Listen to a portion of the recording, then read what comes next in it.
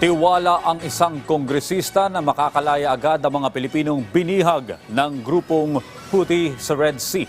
Lalo na't mismong si Pangulong Ferdinand R. Marcos Jr. ang tututok para makauwi agad ang mga ito sa bansa. Si Luisa Erispe sa sentro ng Balita Live. Kumpiyansa nga ang isa sa mga miyembro ng Kamara na makakauwi na sa lalong madaling panahon ang 17 Filipino seafarers na naging bihag ng grupong Houthi sa Red Sea. Kasunod ng anunsyo ni Pangulong Ferdinand R. Marcos Jr. na hindi na siya dadalo sa 2023 United Nations Climate Change Conference o COP28 dahil sa mahalagang update kaugnay ng mga Filipino seafarers na bihag ng Houthi rebels, malakas ang kumpiyansa ni Kabayan Party List Representative Ron Salo na sa lalong madaling panahon ay makakauwi na ang mga Pilipino sa bansa. Aniya, ang pahayag mula sa Pangulo ay nagbibigay pag-asa sa ating bansa na makakalaya ang mga bihag nating mga kababayan. Mataas pong kumpiyansa po natin na soon ay makakalaya rin yung mga kababayan po natin. Ginagawa po ng lahat ng makakaya ng ating gobyerno and no less than the President is on top of the situation. So, bibigyan po tayo ng higit na pag-asa. Halimbawa pa ng mambabatas ang naging pagpapalaya sa mga Pinoy na naging bihag ng Hamas. Giit niya, sana ay hindi lang abutin pa ng kasing tagal noon ang magiging pagpapalaya sa mga Pinoy ngayon sa Red Sea. Nakalaya na po yung 2 kababayan po natin na natinggag po ng Hamas.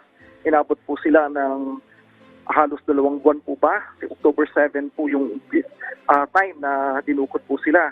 Pero finally, nakalabas na rin po sila, nakalaya na rin po sila. So, sana ang prayer po natin, ang hope po natin, hindi naman abutin ng ganong katagal. But I'm very hopeful na makakalaya rin po sila at hopefully soon. Nakikita naman ng kongresista na magandang hakbang ang plano ng Department of Migrant Workers na gawing high risk ang Red Sea. Bukod kasi sa mabibigyang halaga kung gaano kadelikado ang tinatahak ng mga Pinoy seafarers sa naturang lugar, posible na ring madagdagan ng bayad sa mga seafarers dahil magkakaroon sila ng hazard pay kung sakali. Ang epekto po kasi noon ay tataas din po yung may corresponding parang hazard pay. Sa atin, di po ba kapag nasa-in po tayo sa isang mas delikadong lugar o kaya sa hospital, may hazard pay po yun. Ganyan din po yung ibig sabihin po niyan. Ang implication po niyan ay mas magiging mataas din po yung ibabayad doon sa mga seafarers na sasali o sasama doon sa paglalayag po na yun. Base naman sa datos ng Kabayan Party List, tinatayang nasa 500,000 ang Filipino seafarers sa buong mundo. 14% ito ng mga numero ng seafarers worldwide. Di hamak naman na mas mababa ito kumpara sa 45% noon, kaya patuloy na sinusulong sa Kongreso ang Magna Carta for Seafarers kung saan ayon kay Salo ay magkakaroon na ng bicameral conference sa mga susunod na pagdinig.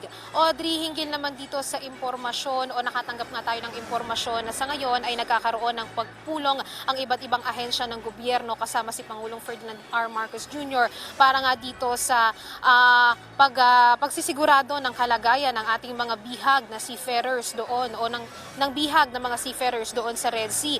At hinihintay naman natin ang pahayag ngayon ng Department of Migrant Workers kung ano nga ba itong mahalagang update na sinasabi ng Pangulo na naisa sa naging dahilan kung bakit nga siya hindi tumuloy dito sa conference sa Dubai. At sa ngayon ay wala pang pahayag ang Department of Migrant Workers hinggil dito. Audrey. Maraming salamat, Luisa Erispe.